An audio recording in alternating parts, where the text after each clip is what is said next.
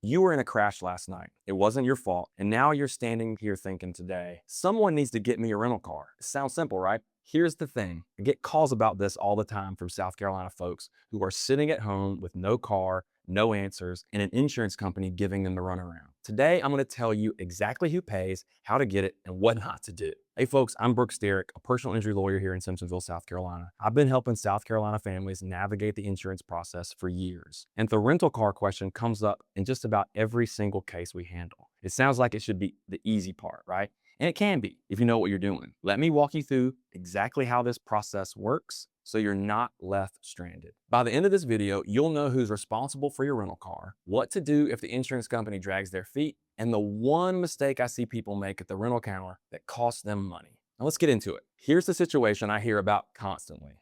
Someone gets rear-ended. It's clearly not their fault. Their car gets towed, and when they call the at-fault driver's insurance company about a rental car, they hear something like, well, we still need to investigate. We haven't spoken to our insured yet. And so they wait, and suddenly it's been 3 days, and they've missed work, and they still don't have a car. Here in South Carolina, the law is actually on your side on this one. Under South Carolina law, the at-fault party, or their insurance company, is responsible for your rental car cost. Now, the key phrase is that it has to be reasonable and necessary. And getting to work, getting to your doctor, taking care of your family, that qualifies, right? So let's talk about how to actually make that happen. If you are not at fault in this wreck, the at-fault driver's insurance company is responsible for your rental car. But here's what you need to understand. They aren't going to offer that to you right off the bat. You have to ask. Insurance companies are never going to hand you something you don't specifically ask for. So the moment you open that claim, you tell them, I need a rental car today. I can guarantee you they're going to push back.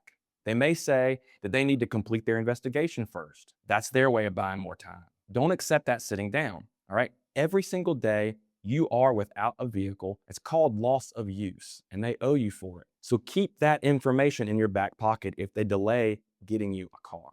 And here's what I tell folks when the at-fault insurance company is dragging their feet. Just call Enterprise. They'll actually come and pick you up. I mean, it's literally what they do, right? You've seen the commercials all over. But when you call them, tell them exactly what's going on. Explain to Enterprise the situation, or whoever you call. Give them the accident report if they ask for it. And here's the important part. Tell them that once the insurance company completes their investigation, you want to switch the responsibility for payment from you over to that insurance company. That way, you're not sitting at home just waiting. You got some wheels and you're moving forward. And you've put everything out on the table so there are no surprises later when it comes time to sort out who's paying for what. Now, this is the one that gets people. You walk into that rental car, you've had a rough week, and you think, you know what?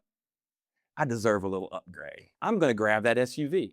Don't do it. I mean it. The insurance company is only going to reimburse you for a vehicle that is comparable to what you were driving before the wreck. So if you were driving a Toyota Camry, you get a Toyota Camry. If you grab a Tahoe, you're going to pay the difference out of your own pocket. And that difference adds up fast, especially if your car is in the shop for a few weeks. Pick something comparable. Keep your receipts and make sure everything is documented. Now, here's the part that surprises people. Even though you're not at fault, your own insurance policy might be your fastest path to a rental car, especially while the at-fault insurance company is still doing their so-called investigation. Check your declarations page. Look for rental car coverage. If you have it, your insurance company can get you into a car right away and then go after the at-fault insurance company for reimbursement on the back end. That process is called subrogation, and it happens behind the scenes without you having to do anything about it. So the bottom line, don't overlook your own policy just because someone else caused the wreck. It might be exactly what gets you back on the road the fastest. And here's what I need you to watch out for. A lot of insurance policies, Progressive, Allstate, State Farm, they'll cover your rental, but only up to a certain number of days or a certain dollar amount per day.